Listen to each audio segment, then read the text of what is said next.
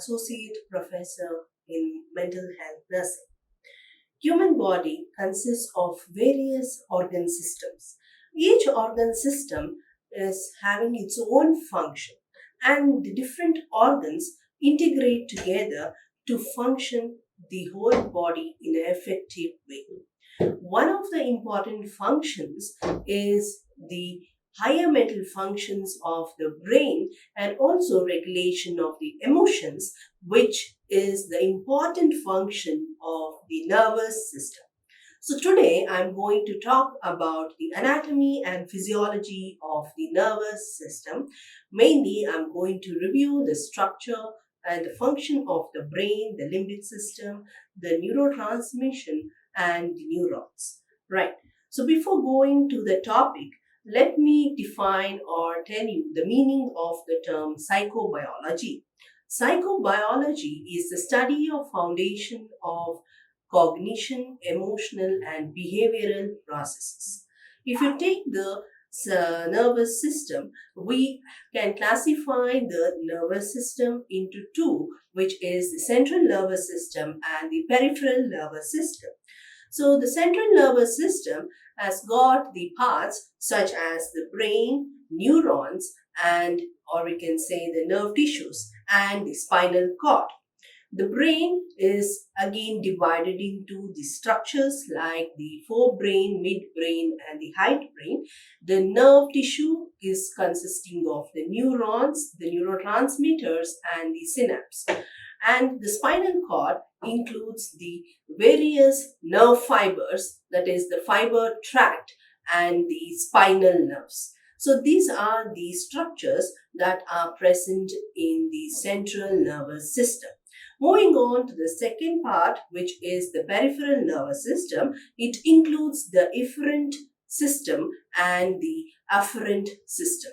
The afferent system is mainly related to the sensory neurons, which are having the somatic as well as the visceral functions.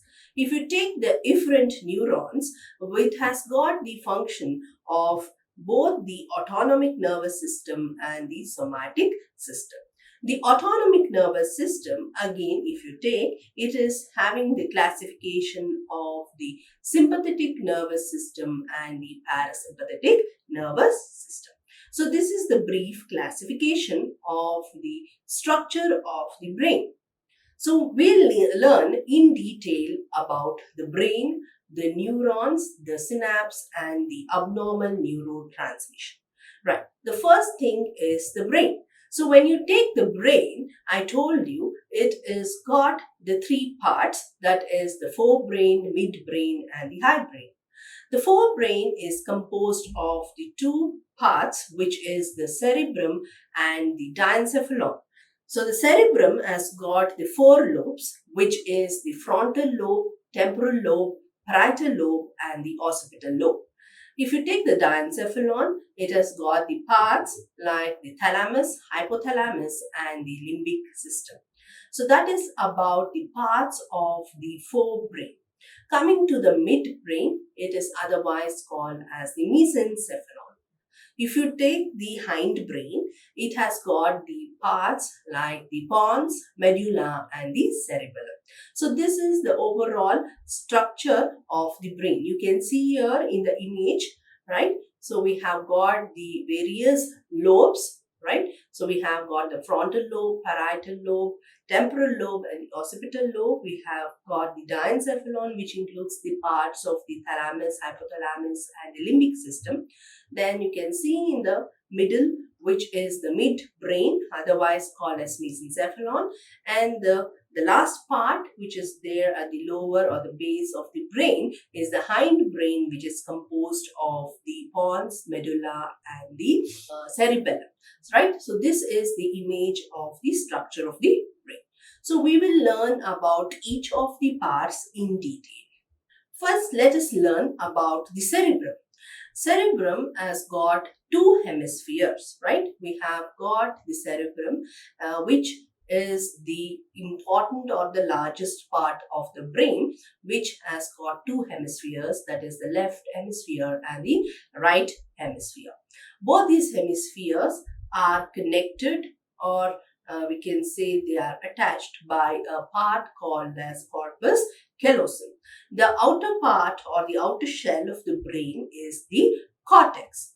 If you take the function of the hemisphere, the left hemisphere, it is mainly concerned with the comprehension, the rationality, the controlling of the speech, and the logic of a person.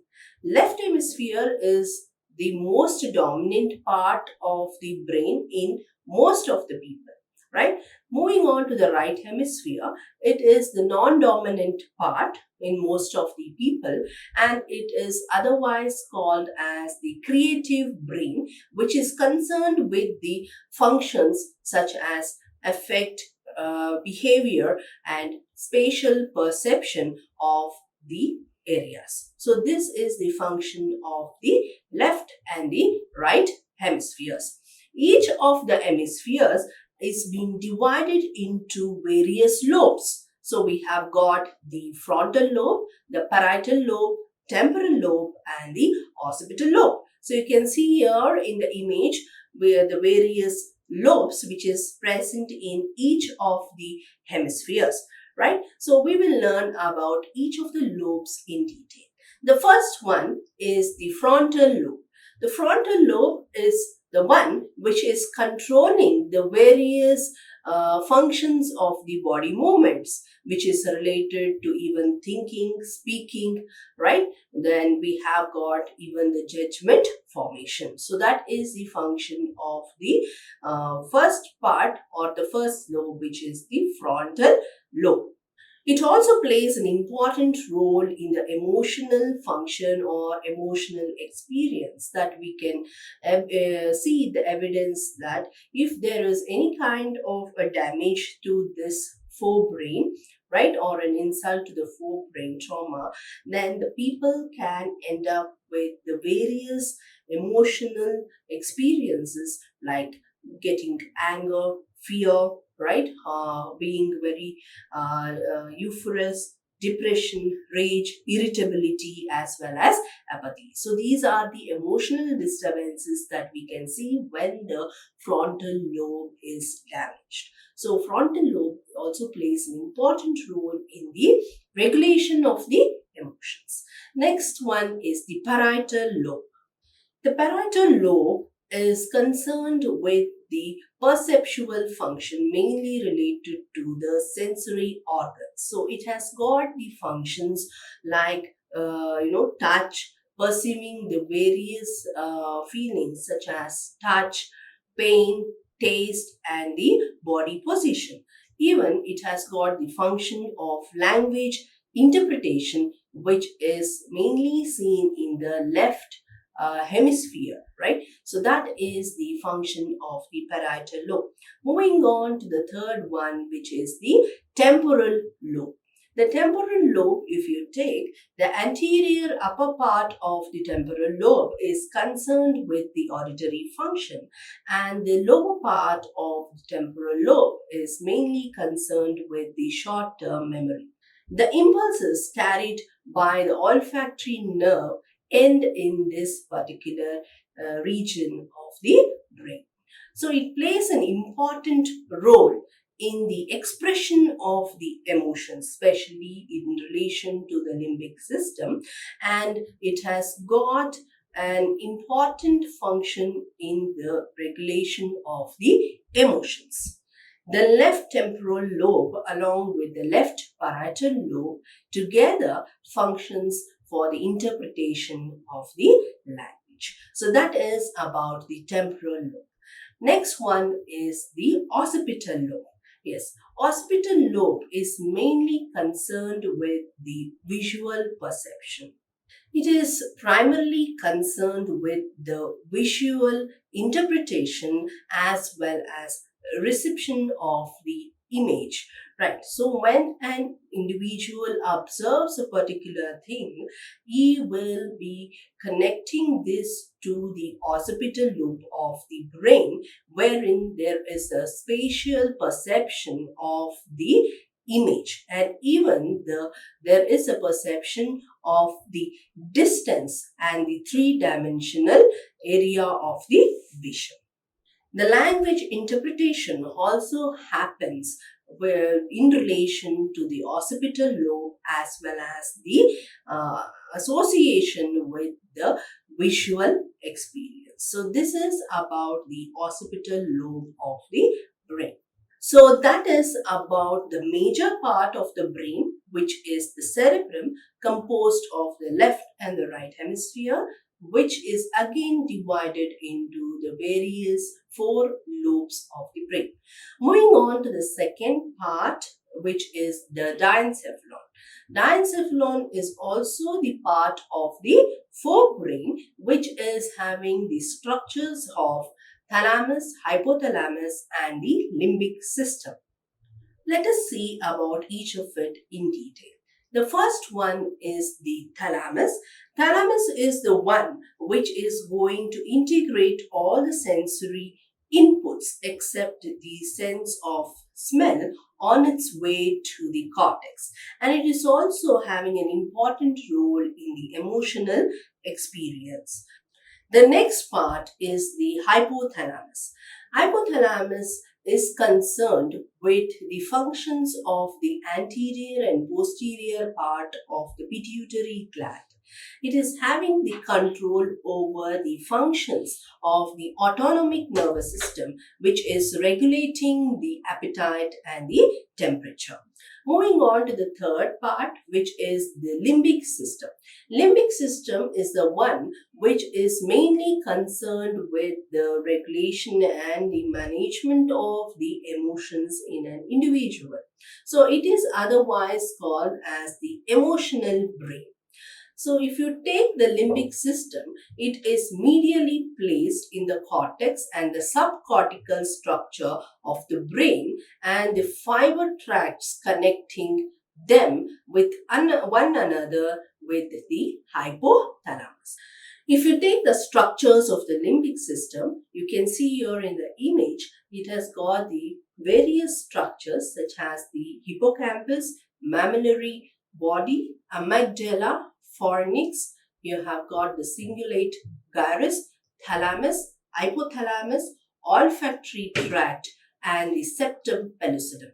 So these are the various parts if you take in a limbic system which is coordinating and controlling the emotions of a person.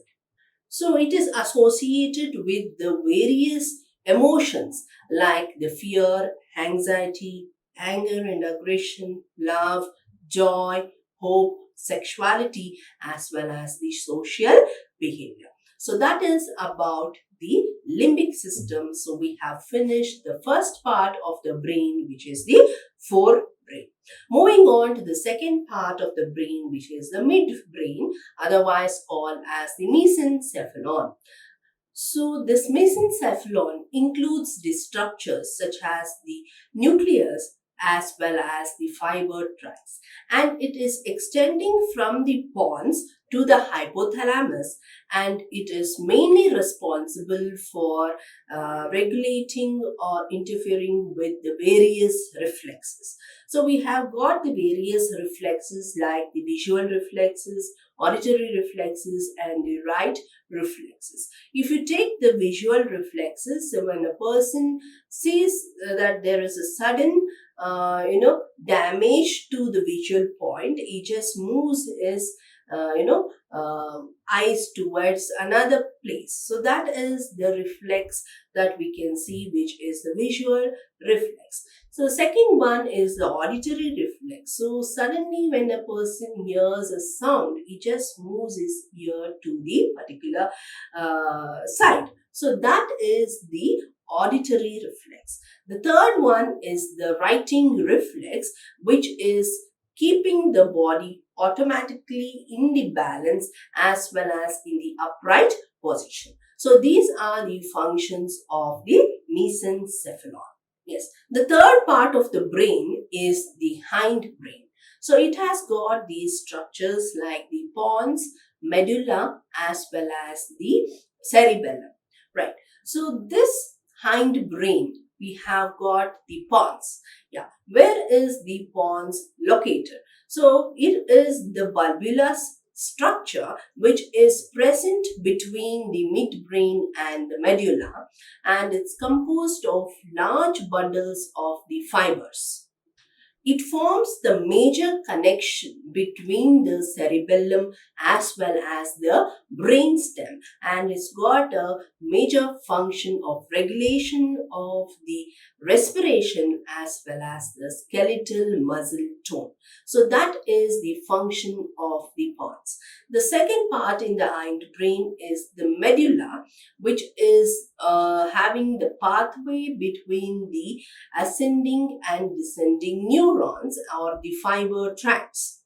It has got the vital centers which are regulating the functions of various organs such as the heart rate, the blood pressure, the respiration, and also certain reflexes such as coughing, the sneezing, swallowing reflex, as well as the vomiting reflex. So that is the function of the medulla.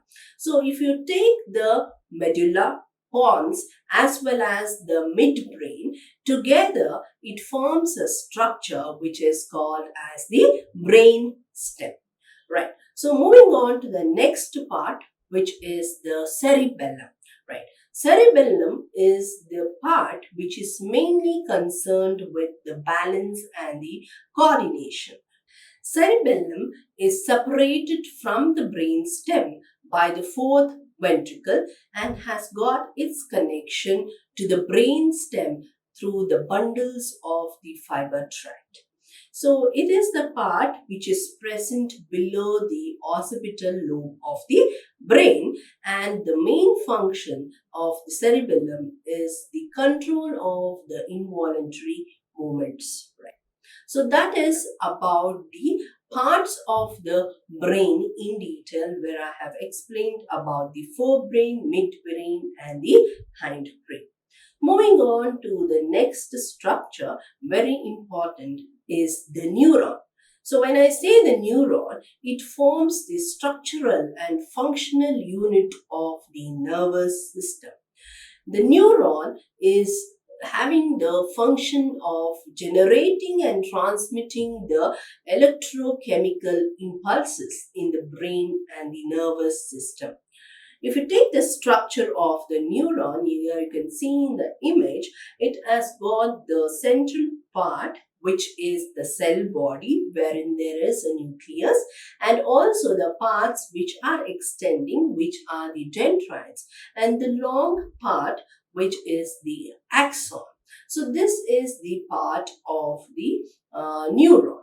Right. So we'll see about each of it and how the nerve transmission is happening at the neuron level. The dendrites are the ones which is passing the transmission of the impulses towards the cell body, and the axon is the structure which is passing the neural or the impulses towards the cell body, wherein in the cell body there is a nucleus.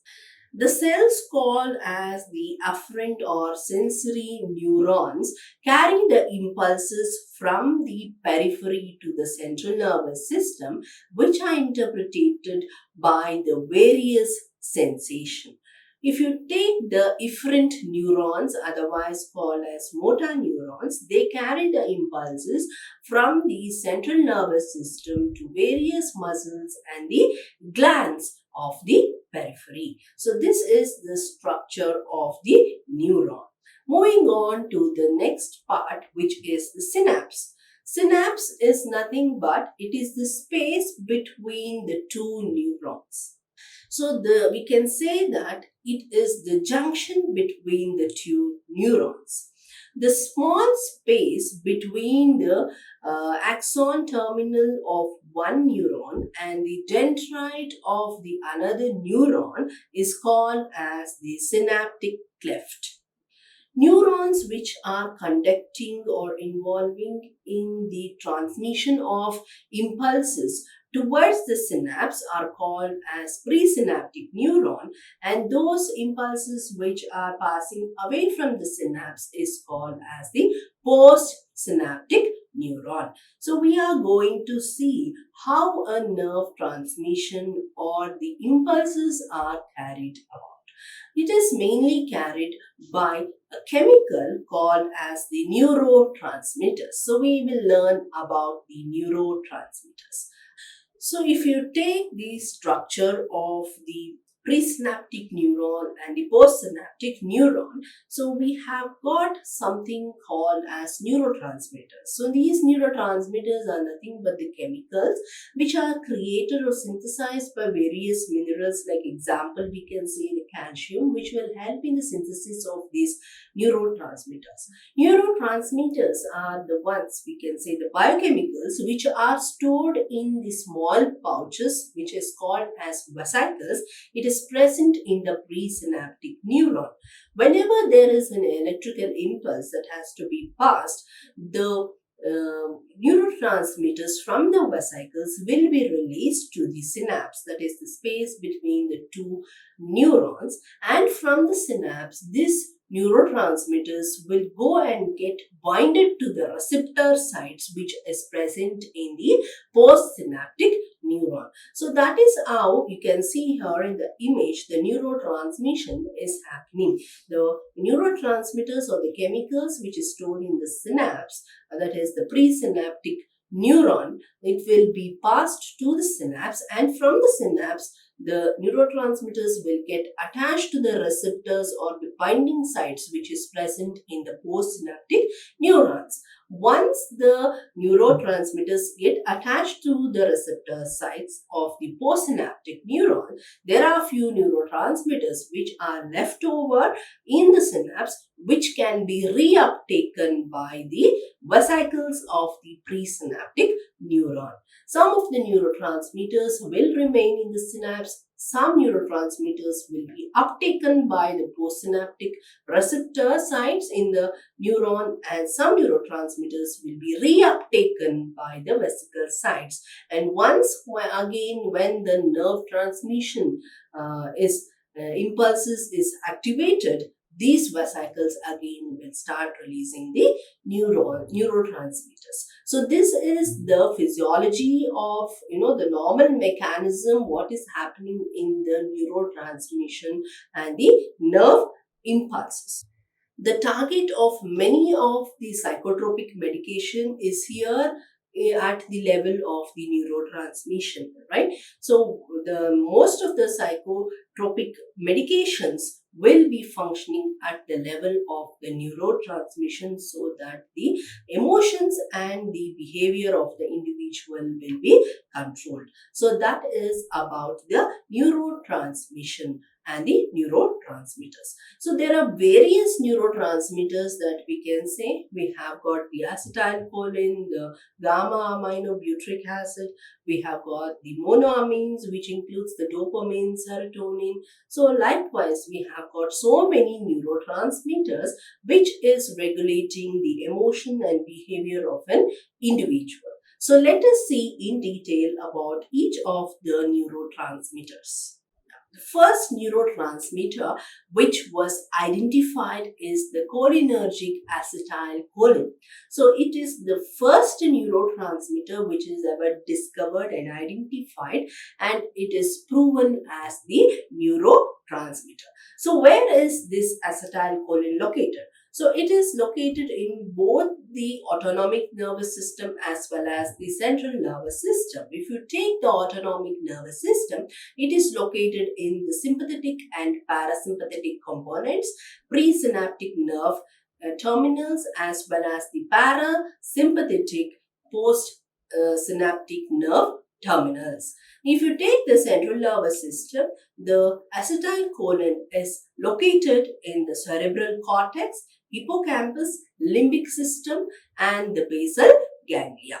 So that is the location of the acetylcholine.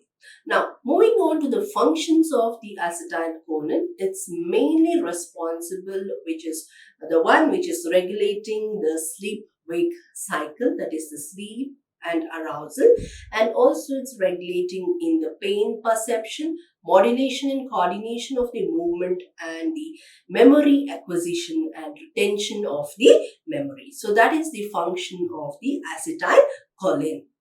If the acetylcholine level is having an imbalance, okay, so there is an imbalance in the acetylcholine, it will lead to certain implications which is going to result in the mental illness. So we can say the increased level of the acetylcholine will result in the depression, and decreased level of acetylcholine will result in various disorders like Huntington's chorea, Alzheimer's disease, and the Parkinson disease. So that is about the first neurotransmitter, which is the acetylcholine. The next one is the monoamine norepinephrine neurotransmitter. So where is it located? It is located in the autonomic nervous system, in the sympathetic as well as the parasympathetic nerve terminals. If you take the central nervous system, it is located in the cerebral cortex, hippocampus, limbic system, thalamus, hypothalamus, as well as the cerebellum. So what are the functions of this monoamine norepinephrine? So it has got the functions of coordination of the mood, cognition, perception, the movement, which is the locomotion, cardiovascular function, as well as the sleep and arousal cycle. What are the possible implications for the mental illness? So if the level of the monoamine norepinephrine is having an imbalance, increase or decrease in the this neurotransmitter, is going to end up with the mental disorders. So decreased level of this will result in depression, and increased level of the monoamine norepinephrine is going to cause the conditions like mania, anxiety disorders, as well as the schizophrenia. The next neurotransmitter, which is same of the monoamine, is the dopamine. So where is this dopamine located?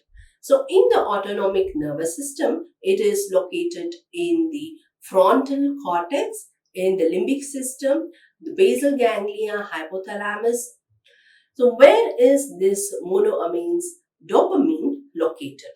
It is located in the frontal cortex, limbic system, the basal ganglia, thalamus, the posterior part of the pituitary gland, as well as the spinal cord. What is the function of dopamine?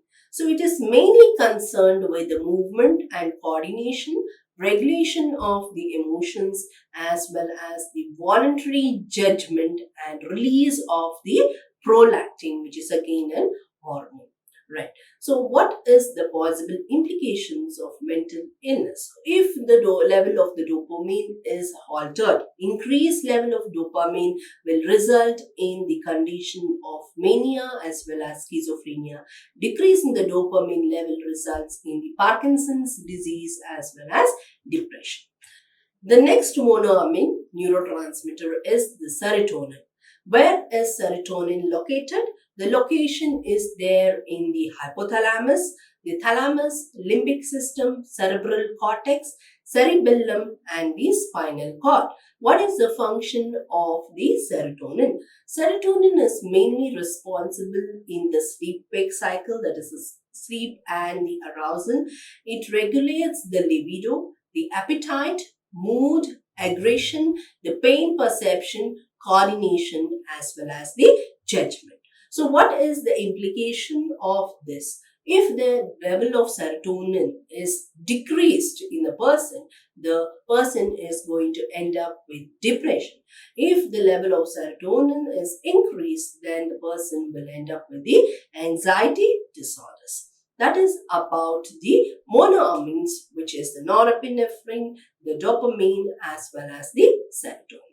The next neurotransmitter is the gamma aminobutyric acid, which is called as GABA. Where is it located? It is located in the hypothalamus, the hippocampus, cortex, cerebellum, and the basal ganglia, as well as the spinal cord and in the retina. So this is the location of the GABA. What is the function of GABA? So it is going to interrupt the progression of the electrical impulse at the synaptic level, thereby reducing or slowing the body activity. So it slows down the activities in the person. So that is the function of GABA. So what are the implications which are related to the mental illness? If the level of GABA is decreased, the person will end up with the anxiety disorders, movement disorders such as Huntington's disease and various forms of the epilepsy. Right. So that is about the various neurotransmitters that I have told you. That is the acetylcholine. We have got the monoamines such as the dopamine, serotonin, norepinephrine, as well as the next one, which is the GABA.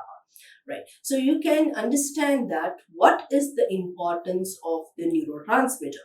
So if there is an abnormal level of neurotransmitter, the person is going to end up with the mental disorder. So we are going to see what is the abnormal transmission. When does the abnormal neurotransmission happen? One is because of the deficient in the neurotransmitter, excess level of the neurotransmitter, or there is a deficit in the receptors or excess receptors. So I have told you how the nerve impulses happening, right? We have got the presynaptic neuron, the postsynaptic neuron. In the presynaptic neuron, we have got the vesicles. Inside the vesicles, there are neurotransmitters. Imagine there is deficit in the synthesis of the neurotransmitter itself. So you can imagine there will be deficiency in any of the neurotransmitter, which will result in the mental disorders. Or say for example, there are many vesicles, and because of which whenever there is an electric impulse, more of the neurotransmitters are released into the synapse. So what happens again, there will be excess level of the neurotransmitters in the synapse, which is going to contribute again to the mental disorders. For example, if you take the receptor size, normal thing is once the neurotransmitters are released to the synapse, it will go and get attached to the binding sites, which is the receptors on the postsynaptic neuron.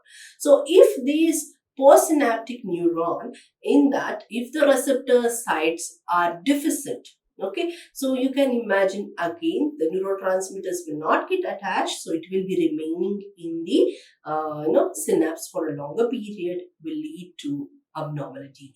Say for example, there are a lot of receptor sites, so more number of neurotransmitters will get attached. So what happens, there is a deficit in the neurotransmission. Right. So this is the overall abnormal neurotransmitter which can happen because of the deficiency or excess level of the neurotransmitters, as well as abnormalities in the receptor sites. So very, very important that the neurotransmission happens normally and the neurotransmitter levels are maintained in a appropriate way, so that the human will be able to have the control over his emotions and his behavior. And the last topic which I have is the neuroendocrine system or neuroendocrinology. So you know very well that we have got the endocrine glands which are regulating the functions of various hormones, which are releasing the various hormones, right? So one such important endocrine gland is the pituitary gland, which is located under the direction of the hypothalamus. Pituitary gland is the master gland, and it has got two major lobes, that is the anterior lobe and the posterior lobe. Anterior lobe is the adenohypophysis, which is having the function of releasing the growth hormone, the thyroid stimulating hormone, adenocorticotropic hormones, prolactin, gonadotropic hormones, melanocyte stimulating hormones. So these are the hormones which are produced by the anterior lobe of the pituitary gland. If you take the posterior lobe of the pituitary gland, which is the neurohypophysis, it is going to release the antidiuretic hormone as well as the hormone called as oxytocin. So these are the hormones which are released by the pituitary gland, which is again regulating the mood and the emotion of a person. Hope you have understood the importance of the brain as well as the neurotransmission, wherein it's a basic thing that we need to understand the subject psychiatry, because many of the psychiatric disorders is because of the alteration or imbalances in the neurotransmission and some kind of a trauma or damage to the brain, right? So if you understand the normal mechanism which is happening, it will be easy to understand the subject psychiatry. Hope you all have understood the topic. Thank you.